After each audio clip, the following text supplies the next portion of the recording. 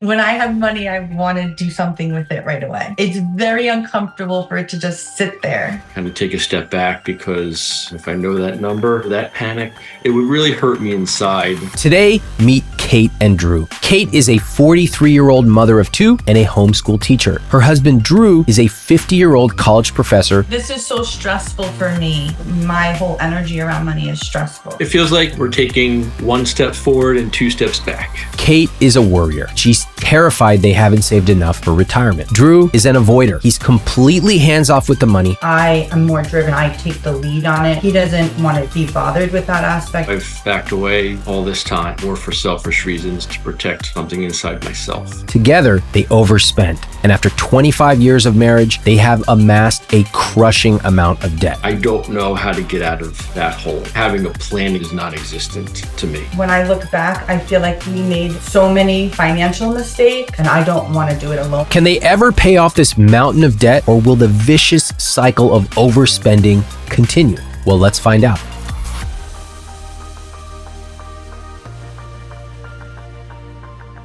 I was sitting right here in this chair, and I think I was looking at my finances, and he was out with our son at a soccer game. Before we left, I was like, all right, just get one thing at the concession thing. You're good. And then he texted me while he was there, a picture of our son with like a sad face saying, can we get another like thing of fries?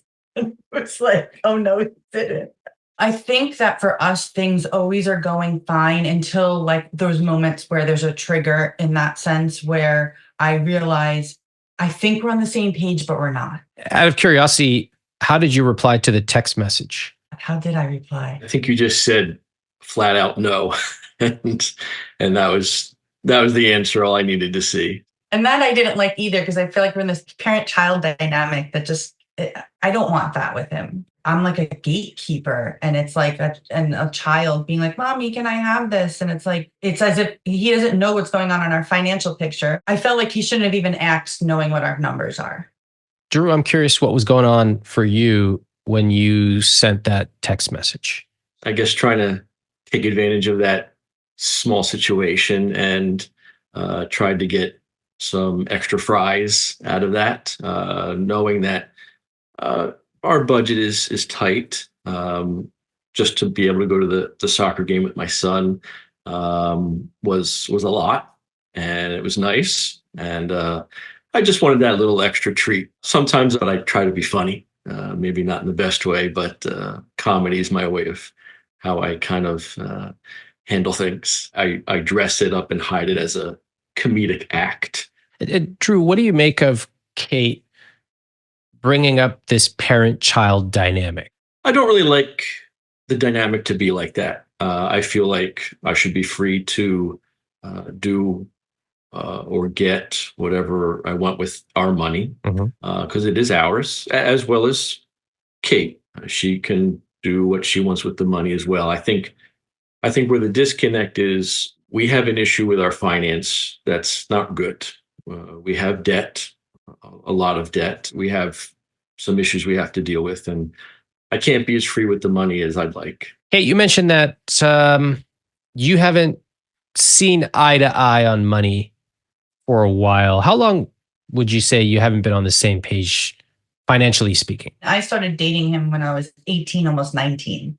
Our spending habits were very different. He's a saver, and so he's more conservative with money, and I'm a spender. So when I started making money, we actually had a joint credit card, even though we were, I think, just still dating, right? We lived together.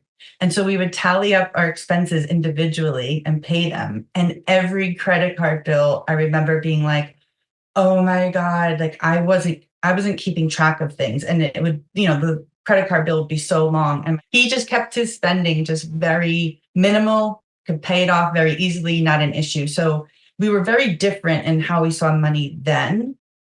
And then it evolved. When you got married, how'd you decide how much to save for the wedding?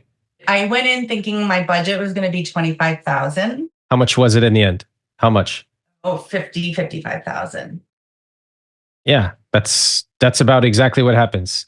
2.5 to 3x of whatever people come up with first. Exactly. It happens. I mean, it happened to me. It happens to everybody. Even if you know the principle, you can know it all and it's going to happen to you for the most part. There are some people who are very disciplined. Okay, great. So where did you come up with the extra $30,000 for that wedding? My parents are very generous in a multitude of ways. So my mom was upfront that she was going to help me pay. Your parents still help you with finances? From time to time, yes. How does that work? Like they write you a check? Do you call them up? How does it work? This is where I'm like, I'm 43. I should not be doing this. So it's in various ways. What's the most recent way that they've helped you? They paid for an entire vacation for my family to go to Universal Studios. I was very grateful. I was very clear to my kids we would not be on this vacation if it wasn't for Nana and Papa. I noticed that when you talk about your parents giving you money, there's seems to be a little bit of guilt or shame. Oh my God, I'm having a full body reaction right now because on one hand, I'm so grateful for it, but at the same time, I should be able to manage my own finances. I should be able to take my own kids on vacation. I should be more financially independent. Well, thank you for sharing that. I have to tell you that I have recently started asking people about how they get financial help from their parents. And there's a lot of shame, a lot of guilt, a lot of complex emotions because so many people want to help their own children. I actually just said to Drew, I want to be able to do this for our kids. Wait, what? So you want to put them in the same position you are? I want to be financially abundant that I could be generous with them and take our grandchildren on vacation. It is interesting though, isn't it? That so many of the things that make us feel bad are the exact same things that we want to recreate for either ourselves or our children. Drew, any surprises as you heard Kate explain that dynamic with her parents? Her parents are very generous to us and especially our kids. And they've always been there to help us out whenever we needed. What's that like for you as the son-in-law? I'm very gracious that they can help us out because, again, I don't like that feeling of being behind the eight ball and being in a lot of debt. Like if they can help out and maybe give our kids a trip, I appreciate that. When I know I'm not in that position to do that and someone else can, something that's more important to me than money is time. And my kids aren't getting any younger. So if they can go to Disney World or Universal and someone can help out, I want them to take that opportunity. I want to interrupt here to share an early clue I'm picking up on. Kate and Drew have admitted they have fallen into a parent-child dynamic. Kate is policing the money, and Drew is constantly asking her for permission for small purchases. And you can tell when Drew is asking for French fries, it's not really about the fries. What Drew is doing is absolving himself of responsibility when it comes to their debt problem, leaving Kate to shoulder the burden alone. The challenge here is to get Drew to stop merely being a passenger so that he and Kate can work together as a team. But first, let's get into the specifics of their numbers. How long have you been in debt? I would probably say close to 10 years, maybe 8 to 10 years. I think I felt the debt more once we moved. We were in a condominium and then we bought a foreclosure property. We fixed it up, and that's where I really felt the real hit of the debt becoming what felt insurmountable. Out of curiosity, why'd you move? We were in a 1,000 square foot 2-bedroom home. Our second child was 18 months. So it started to feel crowded because our children are 4.5 years apart and they were sharing a room. And I had my parents in my ear also saying, you need to get another house. That house is too small. My husband did not want to get a new house. And I really pushed for it. What did you say? Do you remember the exact words? I think it was like, we can't stay here forever. That's a good one. That resonates. It rings true. We can't stay here forever. Therefore, what's the end of that sentence? Therefore, we need to start looking for a new house now.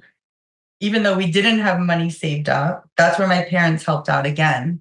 They gave us another chunk of money to put a down payment on this house so we can carry 2 mortgages while we renovated this house. How much did they give you for the down payment?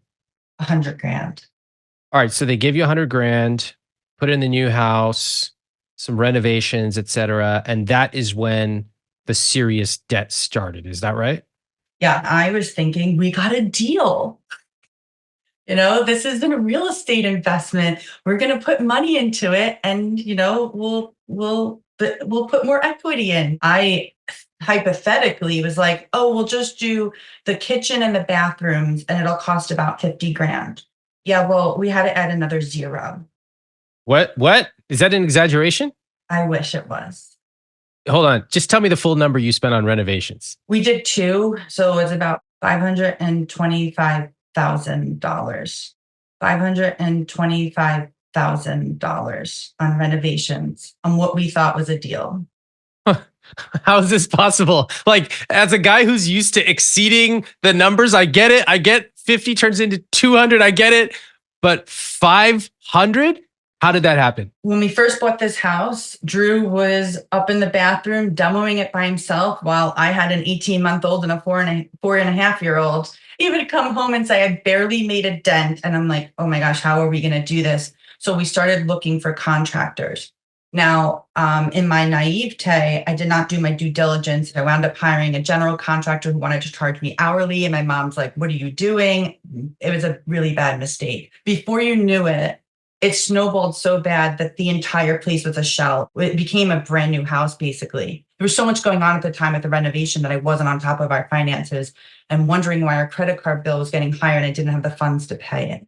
Here are two clues that I notice. First off, Kate is the money person in this relationship, but it's becoming clear that she is not especially skilled at managing money. And the second thing is that Kate has admitted to being impulsive. Earlier in their relationship, Kate overspent on credit cards.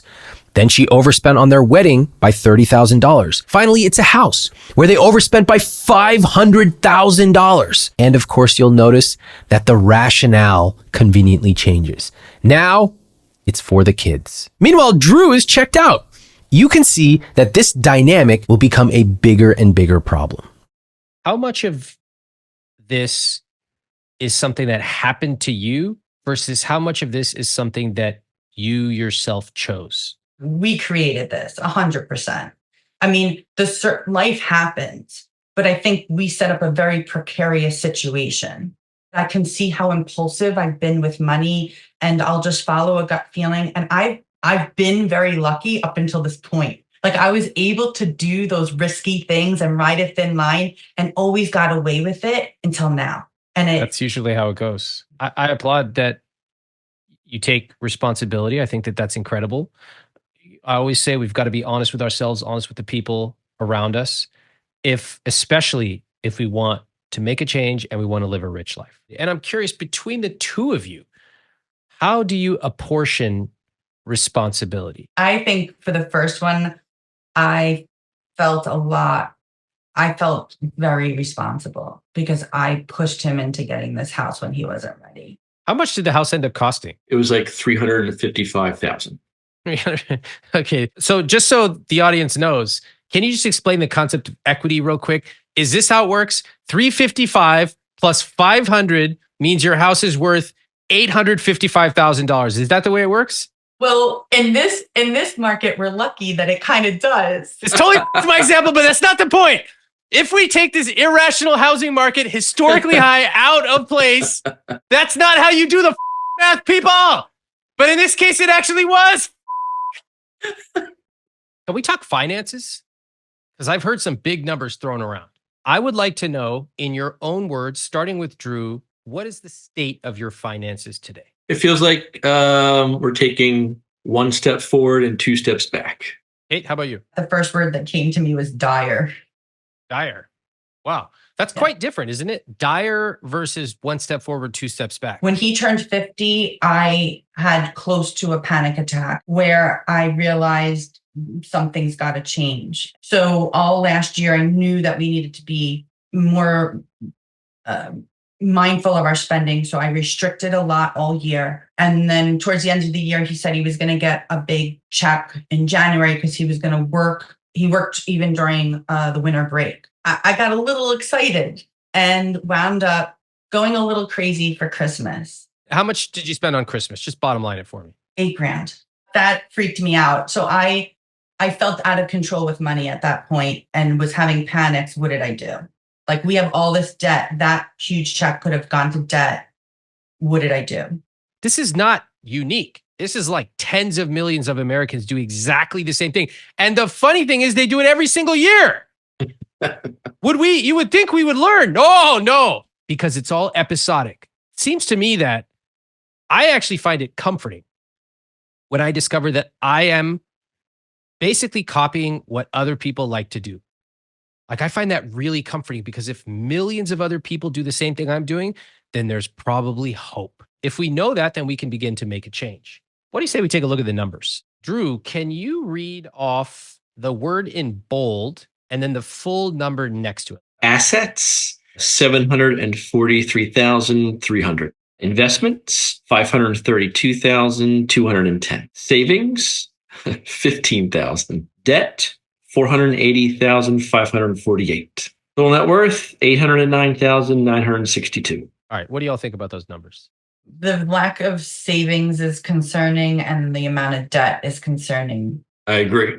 I also feel like our investments should be higher given our ages. Let's clarify some of the details here. So you have a $715,000 house. Investments are at $532,000, savings at $15K. By the way, I note that you wrote it's not emergency savings. This is for future monthly expenses. So you essentially have zero emergency savings. Okay. And debt is $350K is the mortgage, $130K is the home equity line of credit, and then $2,000 for a business credit card. Kate, can you read the gross monthly income to me combined? $16,667. $200K a year, correct? Mm-hmm. Okay. Did you all know that that's how much you make? Yes. I track all of his paychecks because his income is variable. Okay. Drew, did you know you make $200,000? Yes. Wow. All right. You know what? I got to start giving a round of applause for people who even know their own income. Okay. It's so rare. I'll take it. Take the win. We'll take the win. We need one. Can I ask you guys a question? So you sent in a CSP, which had everything done on an annual basis. I know. You know, the CSP is designed on a monthly basis. Yes. And you told my producer that you were not going to do the monthly. Why? I was like, how do I do this monthly with the way that I manage our money? It felt confusing and frustrating. For my job, my pay varies greatly.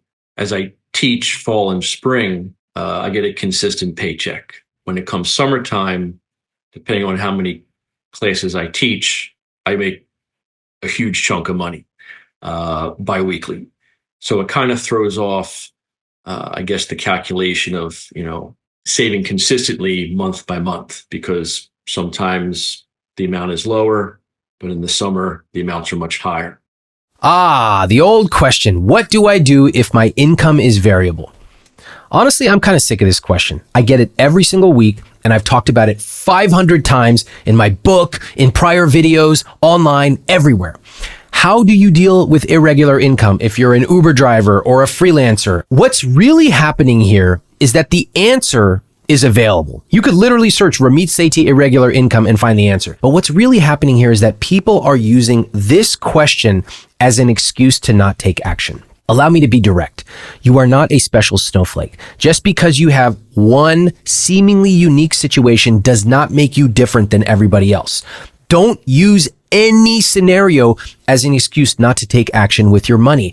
My wish for you is to become aggressive, to become bold, to say, I'm not going to let anything get in my way. I'm going to knock it down and get to my rich life. Now, if you want help, if you want to learn how to deal with your money specifically, join my money coaching program. I'll put the link right here. But it's time to stop using the same old question over and over as an excuse to not move forward.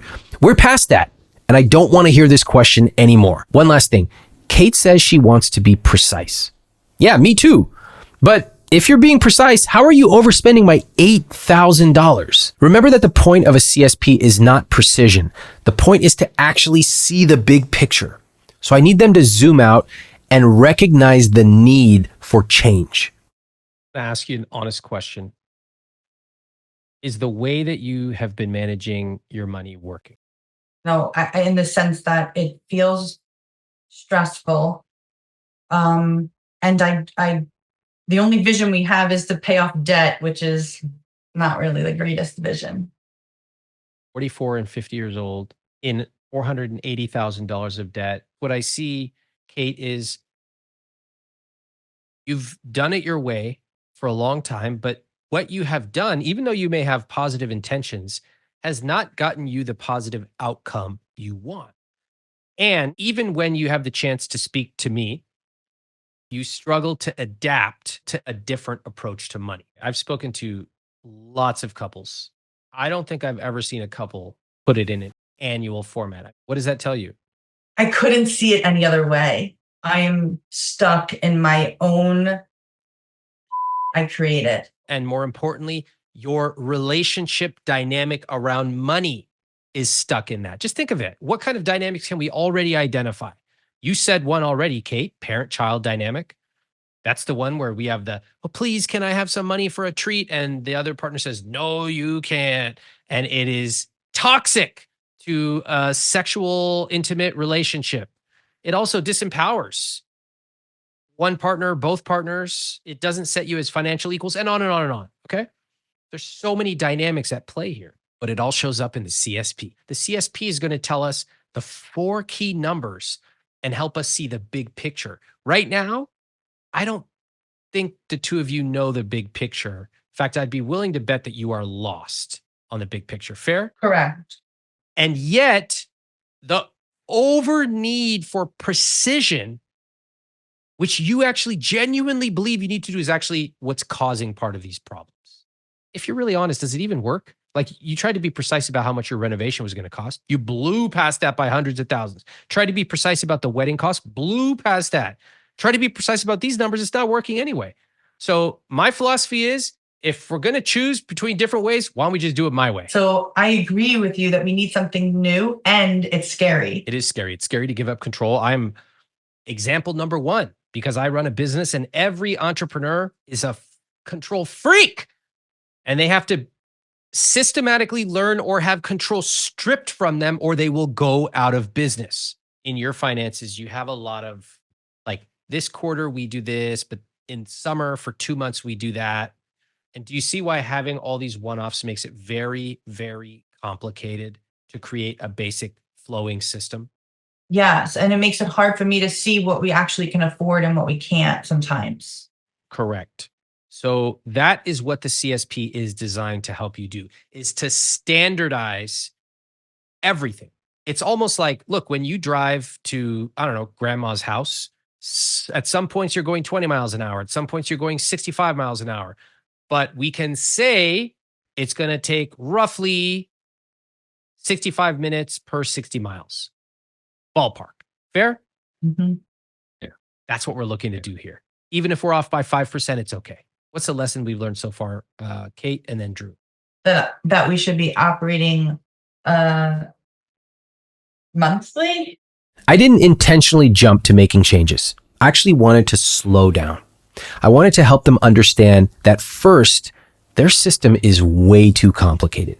And second, they're not working as a team. In a relationship with money and with each other, you can't just have one person pulling everything and the other person just being the passenger. It's got to be both people. And when both people are committed to a rich life, it's actually amazing how fast you can make changes. Now back to our conversation with Drew and Kate about their spending and savings habits. When I have money, I want to do something with it right away. It's very uncomfortable for it to just sit there. Are you impulsive in other parts of life? Yeah, I think so. I mean, even when we bought our first condo, I bought it. He didn't. We didn't plan that either. I just got tired of renting and said, I'm looking for a house. He didn't want to buy that house either, so I bought it myself. A recurring pattern. I know.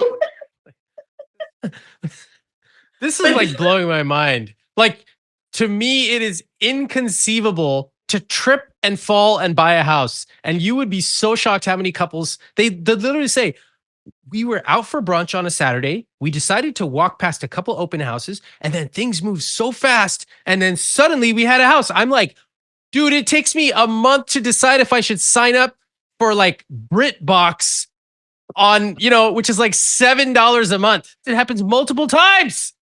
Tell me if I'm correct or not. You two struggle saying no to your kids, right? I feel like I say no a lot. That's why when they really do want something, I'm like, I'll figure out how I can make it happen. I think I say no a lot of the times. And then sometimes I think my old childhood wounds come in.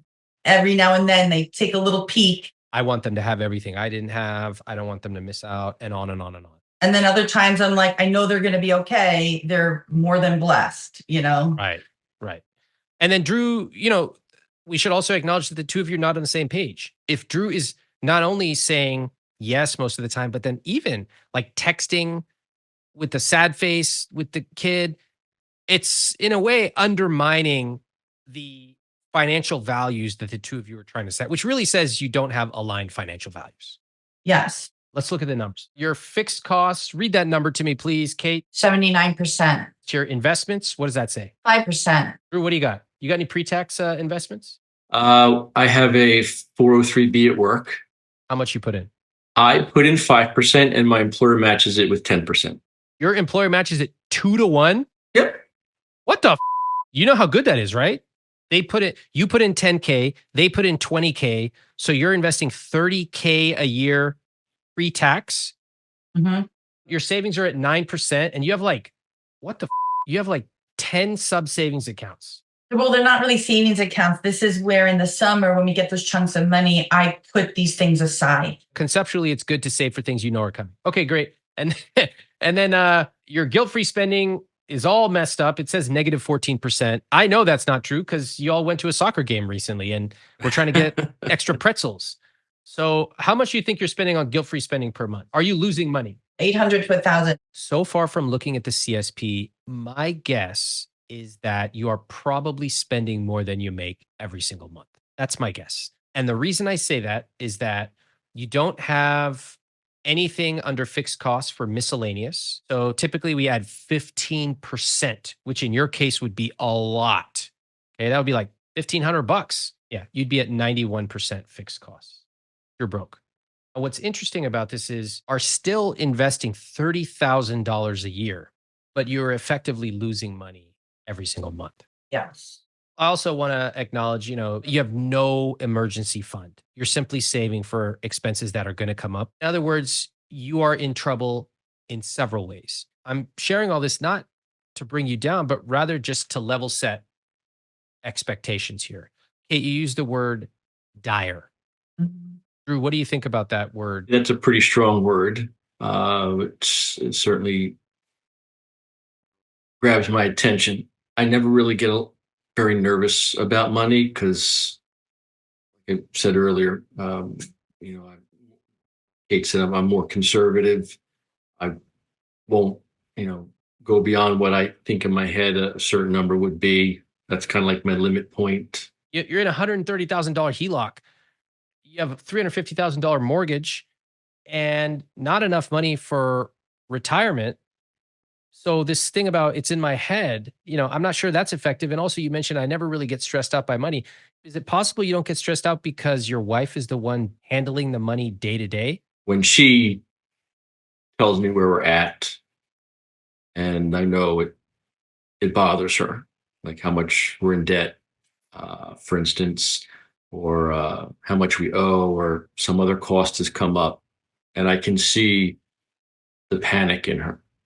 And for me, I kind of take a step back because if I know that panic and if I know that number, it would really hurt me inside.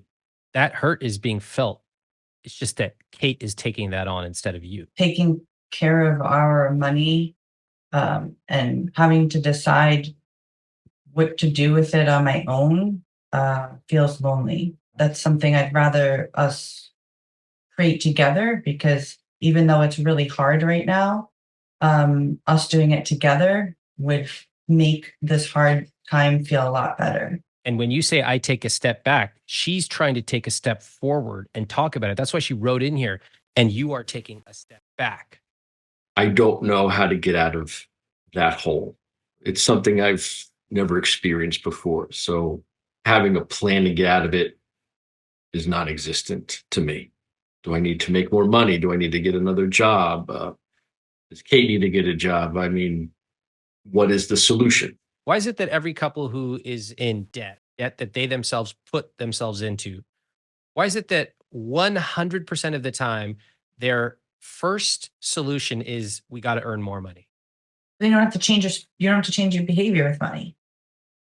It's easier to go hustle to make more than it is to face the fact of like having to say no to things, having to say no to your kids. Correct. And to each other and to yourself.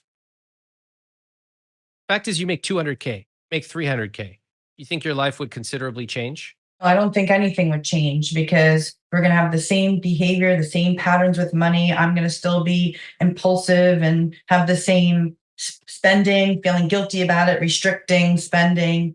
And then and Drew's going to have the same, not wanting to say no to me or the kids. Your money psychology is not tight. It's not dialed in, even from the fact that you can't simplify your numbers down to a monthly number. That shows it's real slippery and loose. There's all these like mental accounting tricks that are being played. Oh, sometimes I use this card and that. This thing comes in December, so we put money, da da da da da. It's sloppy. And it's actually more complicated than mine. Yours should be simple. That is what we're going to start developing a set of principles for you. Out of curiosity, how often you talk about your money values with your kids? We're very clear with the kids about debt and how we made mistakes and that we don't want them to repeat it. Before that, I realized I wasn't talking at all. I wanted them to think that there was no problems because I grew up with a lot of stress around money. And I have vivid memories of my mom saying she didn't have the money. I didn't want my kids to feel that. And I now realize that I hurt them more than helped them by repeating that. Drew, what do you teach them about money? Saving. I mean, I guess that would be my thing. I also, do teach them, with some money that you do make, it's okay to spend it. I don't want them to, be worried that, they can't buy something and feel like they have to restrict themselves. Don't buy something you can't afford, which I know sounds hypocritical. But kids love hypocritical parents. They never make an example of that. They never say a thing, right? Oh, my son throws it in our face all the time. We could have this and this if you didn't have to go buy this house. This kid is the best. Wow. He's like, you ever sat down and seriously considered all your phantom costs? I'm talking about all of it. Opportunity cost as well. Did you factor that in?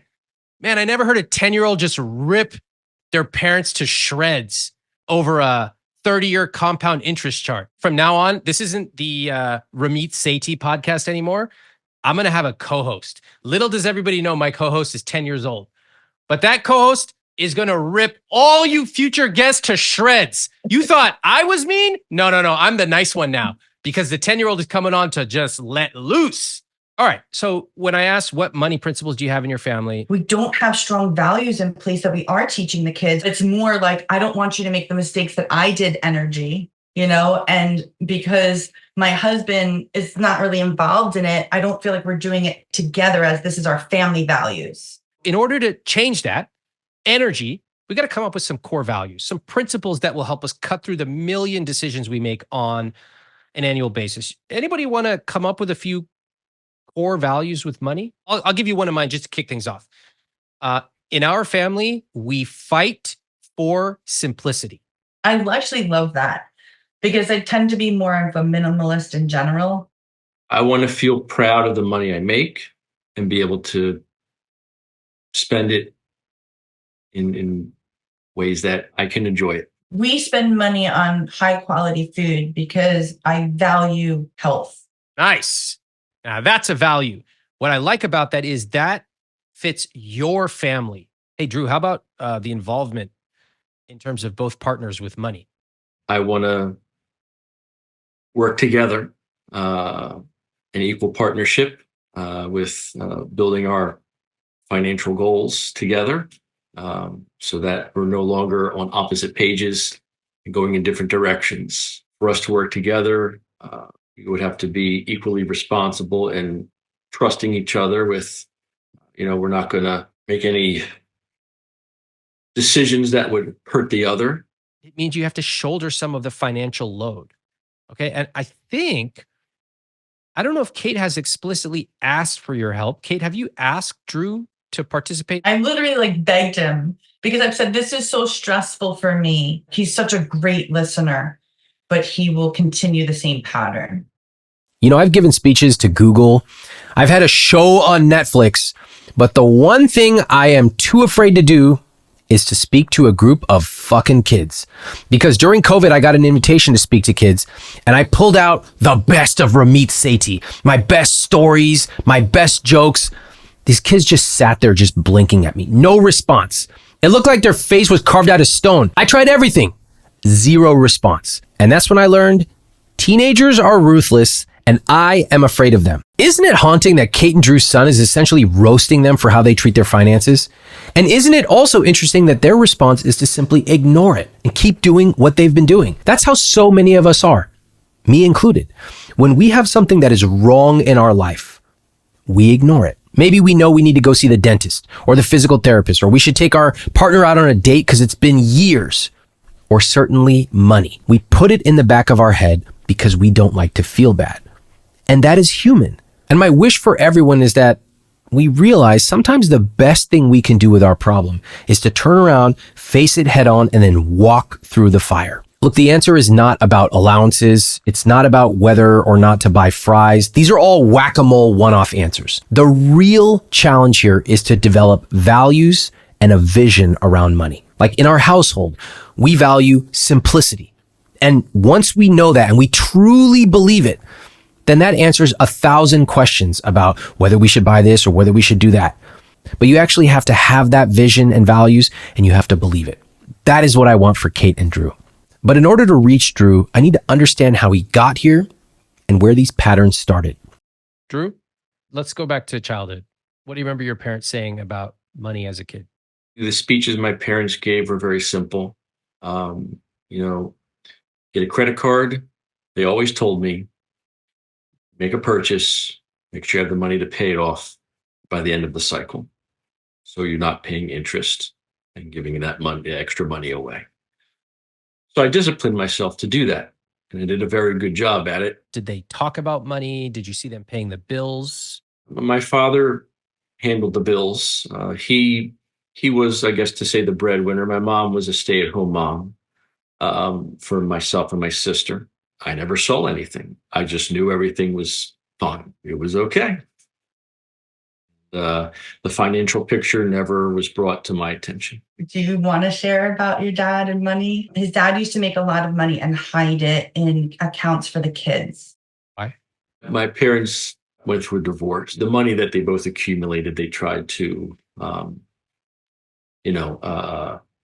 father wanted to keep it as they're going through the divorce. So he would put it into accounts for us. So that way he hopefully could get that back later.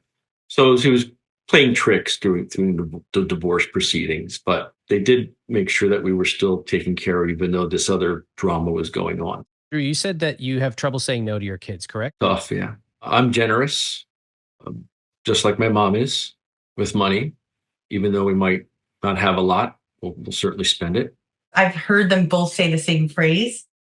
Anytime I would, like, especially in Christmas, when I would come to my husband about, saying about certain gifts, I just want them to be happy. And my mother-in-law says the same thing. As long as the kids are happy. What I do notice about my mom that has become different for me is my mom will not go to a point where she'll put herself in a hole. So I went overboard, and now trying to get out of that feels a lot different, and it's uncharted territory for me. Now I'm looking for you two to make connections between the past and your current behavior, and more importantly, connections between each other. What conclusions did you take away from the whole thing we talked about with your parents and you? I took away that clearly growing up, I knew nothing about money, and that most likely is translated today.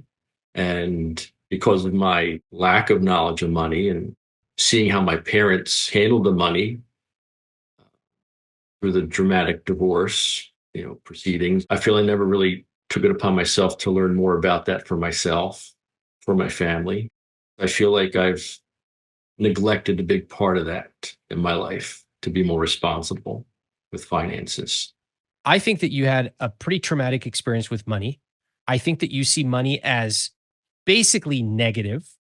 The only thing that is really positive is when you spend it on people around you, which is primarily your kids. And that gives you joy and that makes them happy, which makes you the hero. And you will spend more than you have. In fact, it doesn't matter how much you have because the way you see it, you'll just grind harder and get a second job if it comes to money. You won't look at the numbers. You'll do anything except that. And in general, you have a love-hate relationship with money. I think you're pretty much on point with that, especially with the love-hate relationship with money. Love to earn money, love to spend money, but also hate money. Hate money because it's a source of stress, which Yes. you just ignore. Yes. And hate it because you know that you co-created this $130,000 of debt and you've been sitting on this debt for a decade. Dude, this is the level we got to get to. Then not this, I didn't learn about money. Nobody learns about money. This is the real. I love money. I love it, but I also hate it. This is real life. This is how you treat money and it shows up in your CSP. You have to change your relationship with money or nothing here will change. And right now we can see that there's a lack of skill because of the situation that you're both in. And you've been in this for years. And not being able to say no to your kids with money is just a symptom of something much deeper.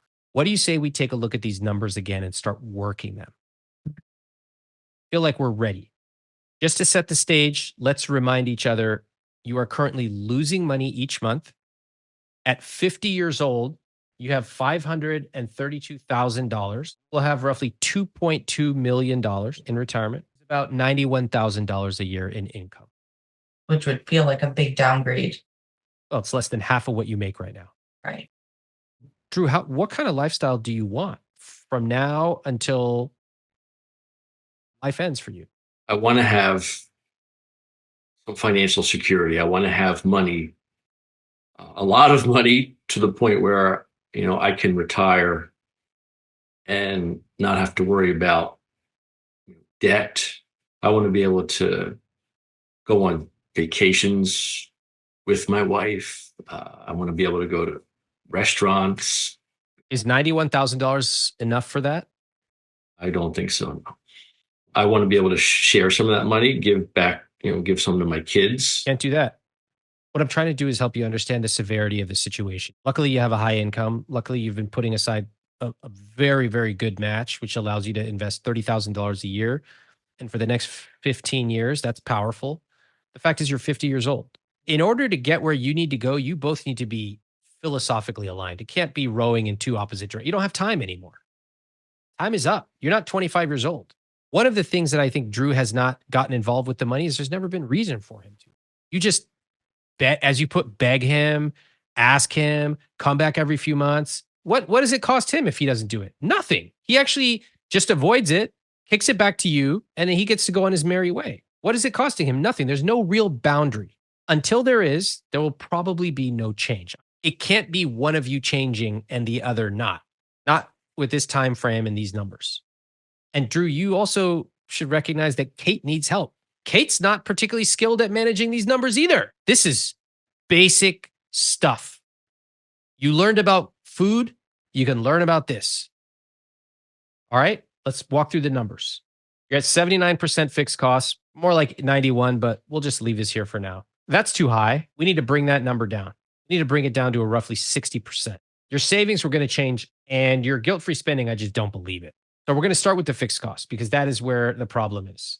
So right now, I always want to ask couples, you want to make no changes, small changes, or big changes? How about big changes? Oh, wow. Kate? We need big changes. I'm scared, but we need big changes. Never heard that before. All right. Every couple says it. Only some couples truly mean it. Let's see. We see this in every episode where a couple says they want to make big changes. And then when it comes to making those changes, very few do. Here's a clue on what a couple says when they are actually not ready to make those changes. Sure, we should try to cut back on grocery spending. Try. We can't cut back on that subscription because we need it. Sure, we can cut back on Netflix, but $15 or $20 a month isn't going to do anything. Now let me tell you what a couple who is ready to make big changes sounds like. It's going to be tough for the next 12 months, but we're setting ourselves up to live a rich life for the rest of our lives. Eating out every week? We don't need to do that right now. Once a month is enough for us right now. On Sundays at 10 a.m., we're going to talk about money and we're going to look over our numbers together. Do you see the difference between a couple who's not ready to make big changes and one who actually is? Big changes means what in your mind? The first thing that comes to mind is activities for the kids, which scares me because of their ages. And then we limit them to one sport. So I feel like if we take that away, they have nothing. Fine. So you're saying kids' activities you're going to cut, and that troubles you. Fine. I didn't say I was going to cut it. It seems like I should cut it. All right, Drew, what do you got? What's a big change? A big change is working our hardest to get rid of the biggest monster, which is the biggest debt lingering over us, and that's the HELOC. How? If I need to get another job. Can we not do the earning money thing right now? Can we actually just talk about the way you're spending money? Kate, you want to say something before we look at the numbers? Yeah, because in our fixed expenses, it looks like one of them is fixed, but that's actually like $2,400-$2,500 a month that we're just allocating to paying it down, the debt repayment. Let's look at what you mean. Here's an example. So your debt repayments are $2,750 per month. You're paying $2,750 per month over the minimum. Yes. Let's just subtract that out to see what happens to your fixed costs. Okay, well, there we go. We fixed the whole thing. It's at 56%. What am I doing on this stupid show anyway? Let me explain what just happened here. They are paying $2,750 over the minimum, which makes their fixed costs appear artificially high. So just to see what would happen, I took that extra payment out and it dropped their fixed cost to 56%. So their situation is not as dire as I had originally thought. However, they still have a lot of debt and they still have problems overspending. The lesson to be learned here is the cost of overcomplicating your finances. She's stressed about extra fries at a ball game, but we're actually over here talking about hundreds of thousands of dollars of debt. You know, this CSP can be fixed with a simple change, but they're not grasping the point of it, and it's starting to become really frustrating. I'm about to have a heart attack on this show. I swear to God, this is going to be, I hope this is in my obituary. RAMIT'S Sethi finally bested by a couple when it comes to their CSP. And then in the obituary, they're going to be like, RAMIT'S Sethi's final words were, it's not a budget because budgets look backwards and a CSP looks forward. That was easy. No, but your CFP was such a gift to me because when I plugged in all the numbers, I was able to really clearly see, oh, when we effed up with this, getting this HELOC, that's what messed up all our numbers. We need to get rid of this ASAP and our numbers will fall into the 50 to 60% range. Have you read my book? Part of it. I watched almost every podcast episode though. Does that count? No. This podcast is like, learn some cool stuff from couples. The book is the nuts and bolts. What the f? The right approach for a variable income is to build up a buffer. So what that means is let's just say we want a 6-month buffer, okay, for a variable income. So we want to eventually have $30,000 in this buffer. Let's say anytime he makes more than $5,000 a month, you're putting the extra in the buffer fund. In the months where he makes less, you're pulling from the buffer fund, okay? But eventually it gets to 6 months, and then you basically are simulating a totally stable income, okay? This is covered in, I think, chapter 4 of the book, Conscious Spending Plan, is how to deal with an irregular income. And that will really help you stabilize what's going on here with this highly variable income you have. Like a bucket. You want to fill it up. If it drops below the number it needs to be at, you just fill it up more. If you have extra, put it in there. In general, you look ahead for the major expenses. Those would be things like a holiday trip, summer camp for kids, etc. But other than that, you don't need to be saving for every little one-off thing. You're never going to account for every single thing. You need to zoom up, factor in all the things you've spent in the last year. If you want to go backwards, add an extra 15% on top and then set the money aside. And if you find yourself spending more than that, guess what the favorite word of this new relationship is? No. No. Y'all never said no to this stuff. That's why you've bending over backwards, contorting yourself instead of just doing the easiest thing in the world, which is just to say no. We haven't planned for that. How do I have money sitting in there when I have debt that I want to like just throw it at? Having money in a savings account or an emergency fund is a good thing. Spending money on stuff when you have an 8.5% interest rate on a $130,000 loan makes zero sense to me. Like, the problem is not saving money for this stuff. The problem is spending it in the first place.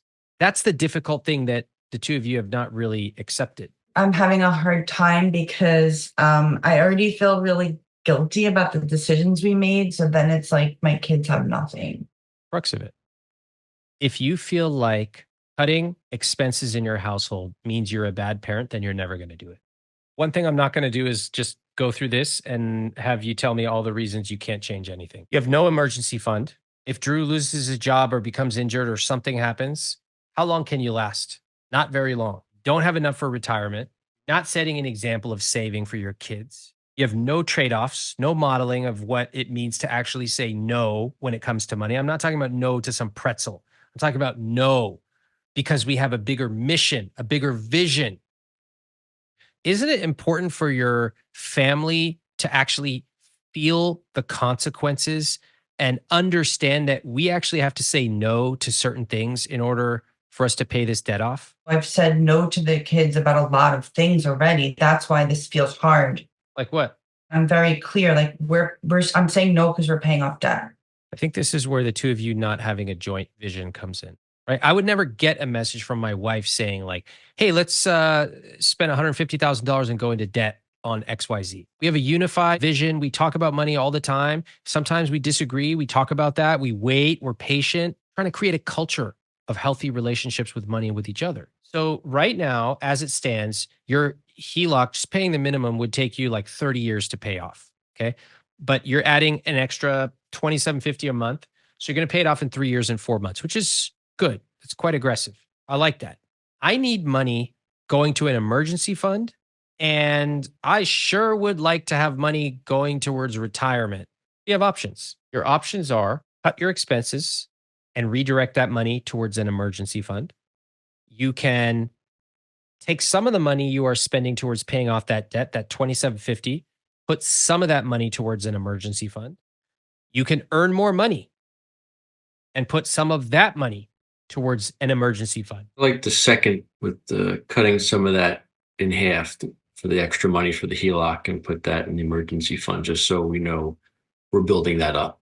It's something that I'm open to it, especially if Drew, that's what you want. I'm excited to have something that we are both united on. I guess this is more of like a security thing because we're losing so much in interest. I don't think I want to pay them back first. I'd rather have some stuff that helps us rather than gives back to them. Okay, so I'm going to interrupt right here. I haven't really heard anyone make any tough decisions today. Not one. I feel like it's basically like, oh, okay, we're going to like change this and change that and cut this by $500 and put it towards an emergency fund. And that's that. Okay. We could get real drastic and just cut all that fund spending right off the grid. It sounds pretty extreme. If we take all that money, let's say, for example, and we use that into the emergency savings, we cut off all the savings for the kids stuff and what's in that section. So now we have to deal with that and the kids, and how are we going to say our no to them? What's that going to look like? Like, I'm not even a parent. And I'm like, do you know how many times I was told no as a kid? There's times when I don't want my kids to feel the same pain that I did. Money was painful when I was younger. For something that they love, when like soccer is the only thing they do and that's like their love, that's hard. But you're not teaching them any great lessons about money by taking on all the pain yourself and costing your family a healthy relationship with money. I don't I don't understand. You guys are 40s and 50. What are you going to do for retirement? Like time's ticking. Your kids don't have any understanding of money because their parents have no understanding of money. You have no emergency fund. You're not even willing to talk about any of this. You're not willing to enlist your kids for help. I haven't heard anything about guilt-free spending. None of it. Listen up and listen closely. One of the biggest mistakes that couples make is thinking that spending money equals love. When I grew up, we couldn't spend a lot of money because we didn't have it. My dad worked, my mom stayed home with us, and that was that. When I look back, I think about the ways in which we spent quality time together, the ways that my parents showed us love. For example, my mom took us to the public library on Saturdays. Why? Because we loved reading, which they taught us to, and it had air conditioning, so we didn't have to run the air conditioner at home. Just think about that. I had a happy childhood full of experiences that did not require a lot of money. And I'm not telling you this to tell you how to raise your kids. That's not my place. What I am encouraging you to do is to think about the lessons that you are teaching. When you say yes blindly to everything, you're not teaching resilience. You're not teaching how to handle the word no. And most of all, you don't actually know about money yourself. And if you don't know about money, if you can't impart that wisdom through what you say, and more importantly, what you do, then how can you ever expect your kids to learn it? I'm going to show you something. I'm going to recategorize something to make it easier. I took everything from your savings, the kids' soccer, kids' clothes. I put it all into guilt-free spending. So you're spending $1,865 a month. It's actually reasonable. For a family of four, that's super reasonable. It's 16%. However, I can tell you that a couple that's in $130,000 of debt typically does not spend 16% guilt-free spending. They typically would be spending like 10%. So that 35,000 that I have going towards debt, we talked about before, Drew, you said you wanted to put some of that towards savings instead. Yes. How much? Here's the number, $2,750 a month. Let's do half. What's the implication of doing half? Wow, that means like our HELOC's not going to be paid off for like, if it's, I'm thinking like at least 6 years, over 7. It's going to take you 6 years to pay it off. That feels too long. Well, what about hypothetically in 2 years when you graduate? I'm assuming you'll start working and there'll be extra income that can go to one of these places. Mhm. Great call, Drew. I like that. Now you're starting to make rules, money rules, about what happens to things like unexpected income. I love that. If the two of you were like totally unified and said, we have a huge debt problem. We want to pay this off. We want to build our emergency fund and we want to invest. We're going to need to make some changes together. I think you could do it and you could get the family on board. Mhm. The thing is right now you don't. Neither of you are on the same page. Neither of you are unified or actually even really willing to make substantial changes. So any one person in the household basically has a veto. Like that's it. They can be like, oh, that makes me uncomfortable. Okay, never mind. That's why you stay stuck. What are we going to do about this? If we go the way we're going and we commit to paying off the HELOC in 3 years, 4 months, we're basically in a very volatile position for that time because we don't have an emergency fund. That is correct. That's part one. That's the most obvious one. Yes. Two, you are not on track to necessarily have enough for retirement right now, but that would change after the HELOC is paid. That's number two. But three, and I think most serious and most subtle, is that you two are sending signals to yourselves in this relationship at every given moment. Right. And for the longest time, it has been Kate handles the finances, even though she doesn't have the technical knowledge of it. Drew's not interested in the finances and like he's happy that she handles it. And really the biggest risk is that the two of you just carry on the way you've been carrying on. You'll get into more debt somehow. You don't build the skills of saying no, of building a vision together, of being aligned. Clearly, what we need to do is work together and connect and tackle this financial problem together and not apart anymore. What we're doing right now, as you said, it's very clear it's not working. It's funny because I've watched so many of your podcasts and I'm like, I thought we were going to be the ones ending on like this positive note. The point is, you came here with a goal. You told me right now there's tension. You want to feel connected on money. You want to have a joint goal. You feel that you achieved that today. I definitely still, I feel like really tense. This was a big hole that we dug ourselves into. And so in order for it to be sustainable, it really needs to be more baby steps than like you were talking about me wanting to be more black and white and just like try to clean it all up really fast because I feel such difficult negative emotions that I want to try to put the bad decisions behind me as quick as possible. There's a lot of positive things that I see. You have a high income, fixed costs in general, quite manageable once we took out the extra payment. You could pay off your debt in roughly 3.5 years. You could get lucky and not need an emergency fund. Could then take that money and start reallocating it towards investments and emergency fund, and things could work out pretty good. Kate, you're way in the weeds and you've created this overly complicated system, which gives you a sense of control. It's not achieving the goals that you want to. More importantly, the impulsivity and the lack of education around money has led into several huge mistakes with money. And it's not just on you. These were joint decisions the two of you made. House, renovation, etc. Okay. And you've gotten to 43 and 50 years old. And you've gotten lucky in a lot of ways. I don't like people to build their financial lives based on luck. It's just too risky for me, especially as you get older. That really concerns me. Drew, I think that you've been super avoidant with money and there's been no reason for you to change. Even on today's call, it's unclear to me that there's really a reason for you to engage. And I don't think Kate has set any clear boundaries. You see making any constraints for your kids, financially speaking, as taking away from them. I see it as adding to them. When you say, I'm sorry, I wish we could do that, but here's what we've discovered. Here's the plan we've put together. We need to all contribute. And what that means is that I won't be able to do this. Dad won't be able to do that. And we as a family are not going to be able to do this for the next 2 years. That gets everyone on board, but there's none of that. But if you see cutting spending on certain things as losing, that's the ball game. You will never do it. I thought, in my opinion, that the HELOC was the problem and that would have been the end of it, but clearly it's not. Aside from, our connection needing to be strong and to work together towards a vision, but seeing that the lack of an emergency fund, there's a lot of guilt-free spending that needs to be looked at and cut, and we need to make those drastic decisions, and we're not. I see the flaws that you are pointing out now, and there's a lot of them. And you seem very discouraged as to, I guess, where we're going. I actually think the two of you could knock it out.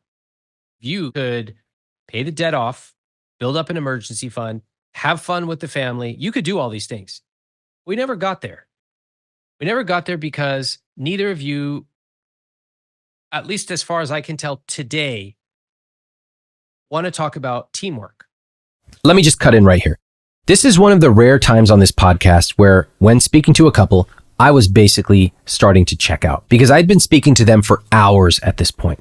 We'd been talking about the dire financial circumstances they're in, the effect on their children and their own retirement, but neither of them were really willing to talk about making serious changes. And notice how I said, we never got there.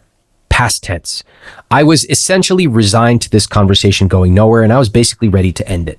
But keep listening to see what happened. I guess my perception of this was, being honest, that you were going to, I guess, provide some guidance, some insight as to how to fix the financial mess that we are in. I'm not going to teach you my book on a 4-hour call. And I think if this were serious to you, you would have read the book before you came here. The fact is, and I think the most important part is that right now, you haven't had any really compelling reason to get involved with the money. And it only changes if one partner, the one who's doing the work, sets a boundary and then the other one actually lives up to it. Very rarely do people suddenly just decide to get healthy. Very rarely, especially at age 50, do people just decide, I'm going to get involved in the money. That's why I asked you, Drew, what's in it for you? Because right now you have it really good. Both Kate and you, both of you need to get educated. And actually, part of that education is doing it together. You have to educate yourself about money. Nobody is coming to do it for you. I am double thumbs up, huge supporter of the two of you doing this I together. think I'm feeling that energy from you that we could do that if we're doing this together. Yes. I think the whole call, I was doing it from the mindset of I'm alone still. And it felt harder. How do you feel about that, Drew? I feel like towards the end of this conversation, it just seemed like it was going downhill, and I was getting more depressed listening to what you were saying.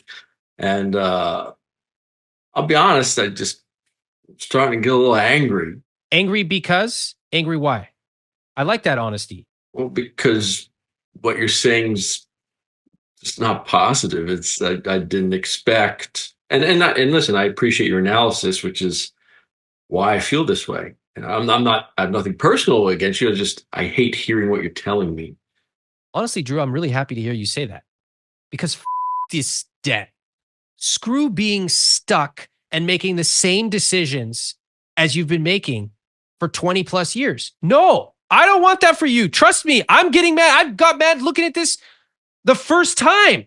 So I like that you're angry. I especially like that you're honest about it. You're like, yeah, I was getting kind of at you. I respect that. Thanks. All right, now we're getting honest here. How the hell did it take us 4 hours to get here? 4.5. I'm on the slow boat. It's the longest foreplay I ever had in my life. Money cannot only feel bad. Money also has to feel good. And you can feel good about money even if you have debt. Okay? Money can feel good even if you have debt. Second, the kids can be brought on board. Don't play defense with your kids. In order for money to become part of your rich life, you have to go on offense. And I mean that in every possible way. You have to go on offense with yourself. That means you have to start interrogating, why do I feel this way? Why do I talk about money? Why do I avoid money? Or why do I complicate money? You need to interrogate your dynamics together. Why is it that we never talk about money except when something's go wrong or we don't have enough, etc.? Start to create a vision together. Hey, what do we want to feel like? How often should we talk about it? Gosh, I'm really glad we talked in these last few minutes. I was ready to go cry in a corner. And now I'm like, we got this. You absolutely can do it. I like the positive energy. Money should be fun. It should also, in your situation, it should be hard. There should be tough decisions to be made. That shows you're on the right path. If everything feels easy and you didn't have to make any tough decisions, you made a mistake way back there. This is one of my joys in life. I love speaking to couples, and I speak to couples who have applied and they've gone through a lot to speak to me. That's why it is so frustrating when they come to me with a real problem and I see a solution for them to get on top of it, but they're unable to stop replaying the same stories that got them into this situation. And that's what I was feeling with Kate and Drew. And it was hard. But I think towards the end, there was a little bit of a breakthrough because we all talked openly about the elephant in the room, how frustrated we felt. There is power in calling out the elephant in the room. Sometimes the best thing you can do if you're frustrated is just to say, I'm feeling really frustrated. But the question is, can they make a change? I challenged Kate and Drew to read my book together and to hold weekly meetings to discuss their finances. Now, it sounds good right now. Ultimately, what matters is what happens once this conversation ends. So let's take a listen to their follow-ups.